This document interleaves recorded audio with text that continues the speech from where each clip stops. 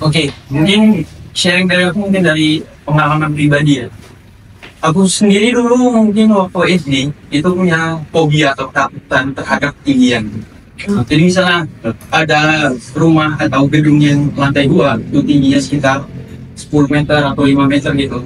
Aku ngeliat ke bawah itu pasti gampang goyang gitu. Kayak ngerasa mau jatuh. Dan mungkin teman-teman di sini semua pasti ada yang memiliki ketakutan ya. Mau ketinggian, mau binatang atau hal lainnya ya kan. Nah jadi sebenarnya ketakutan itu bisa kita tangkal atau kita atasi dengan merubah mindset atau pola pikir kita. Jadi dulu tuh aku kan takut ketinggian. Namun cara aku menghilangkannya itu adalah cara membiasakan diri. Nah, caranya seperti apa? Jadi biasanya tuh aku mencoba hal-hal yang berhubungan dengan ketinggian. Sebagai contoh naik gunung, mendaki dan lain sebagainya gitu kan. Nah, tapi kalau kita memang mau menghilangkan ketakutan itu menurut aku, jangan langsung kita mencoba hal-hal yang terlalu ekstrim. Misalnya kita takut di lantai 2, jangan kita langsung naik ke lantai 5. Kita step by step dulu melangkah gitu. Kita coba latih diri kita untuk terbiasa dengan ketinggian. Nah, kayak aku dulu naik gunung dan membiasakan diri gitu kan.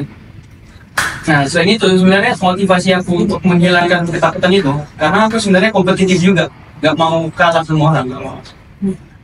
Artinya gini, misalnya orang berani terhadap sesuatu, bisa terhadap sesuatu, kenapa aku nggak bisa gitu? Nah, justru karena ada lingkungan aku yang suka misalnya naik gunung, terus berani tinggian, itu menjadi motivasi aku untuk berani untuk melakukan hal itu. Nah, caranya dengan apa? Dengan yang pertama itu merubah mindset. Mindset ini sangat penting. Nah, dari mindset kita itu merubah yang namanya itu tingkah laku kita. Bagaimana kita menyikapi sesuatu ketakutan kita. Setelah itu kita mengubah yang namanya itu kebiasaan. Ya, dari tingkah laku kita untuk membiasakan diri itu kita merubah kebiasaan kita. Setelah itu kita mengambil tindakan. Tindakan apa? Kayak aku tadi itu, yaitu mencoba hal-hal yang baru yang berhubungan selalu dengan ketinggian. Nah, dari tindakan yang kita ambil itu nanti akhirnya akan merubah kenyataan. Sampai sekarang ini aku bahkan nggak takut lagi tentang ketinggian gitu ya. Apalagi dulu waktu pertama kali mungkin aku masuk ke PT Media Antarnusa ya. Dulu kan di tim customer engineer kan. Itu dulu kami pekerjaan itu berhubungan dengan ketinggian lebih sering. Jadi minimal itu ketinggian itu 5 meter, itu minimal ya. Tapi jarang sekali kita dapat 5 meter. Dan aku pernah manjat di tower itu di atas gedung 50 meter dan ketinggian towernya itu kan tower biasanya 5 meter per batang gitu. Jadi itu ada 14 batang. Jadi aku manjat di batang 9. Jadi kurang lebih itu 80-90 meter di atas permukaan bumi ya. Satu hari berdua kan. Atau menyadar di luar kembali. Ya, di Perbaungan. Itu tower yang kecil kan, kemudian biasanya ada bayangan kayak tower. Ya, tapi bukan tower dari BTS itu ya. Kalau tower BTS itu kan sebenarnya untuk K3-nya udah terjamin ya safety-nya. Karena dia ada banyak partisi yang ngejamin kita untuk lebih aman kalau misalnya jatuh. Jadi kalau ini towernya itu kayak tower yang mungkin lihat pernah radio untuk walkie-talkie gitu kan. Yang lurus gitu ya? Yang lurus itu kan. Nah, jadi itu yang kita panjat. Dulu awal itu aku takut, tapi karena aku ngerasa teman-teman aku kok bisa, masa aku nggak bisa. Nah, itu yang memotivasi aku untuk membiasakan diri dan akhirnya berani. Nah, ini mungkin relate juga ya sama challenge kita ini tentang Nusara. Jadi dulu tuh sebenarnya aku tuh jarang olahraga, apalagi yang namanya lari.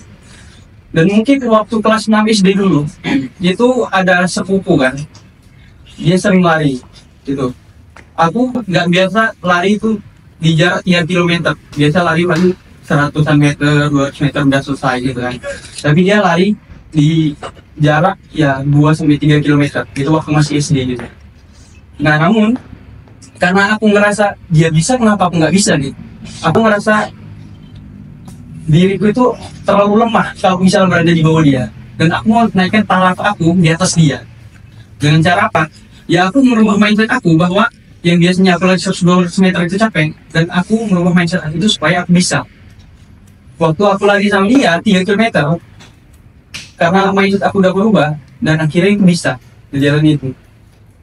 Nah jadi sebenarnya ya di sini peran dari pola pikir kita itu sangat penting untuk merubah kenyataan kita ke depannya.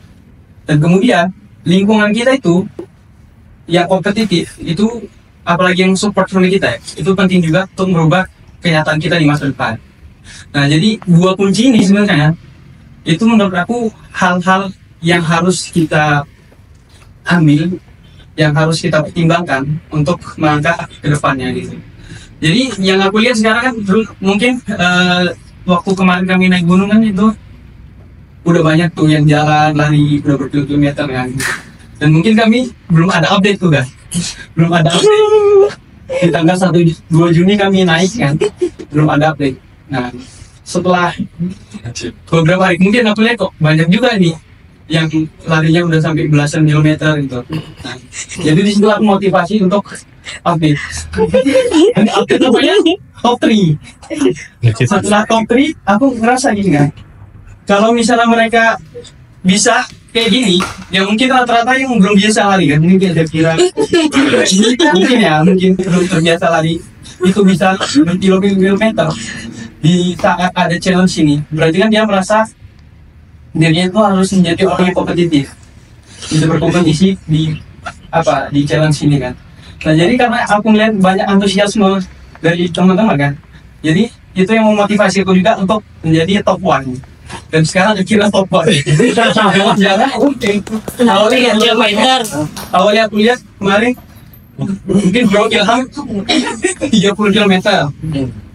Dan aku nggak mau kalah. Aku selalu ingin jadi orang yang berkompetisi. Oh ngecet kak. Jadi aku kemarin lari di GLK yang tambah 10 km, terus CFD 10 km, dan hariannya itu aku tambah 5 km. Ke masjid.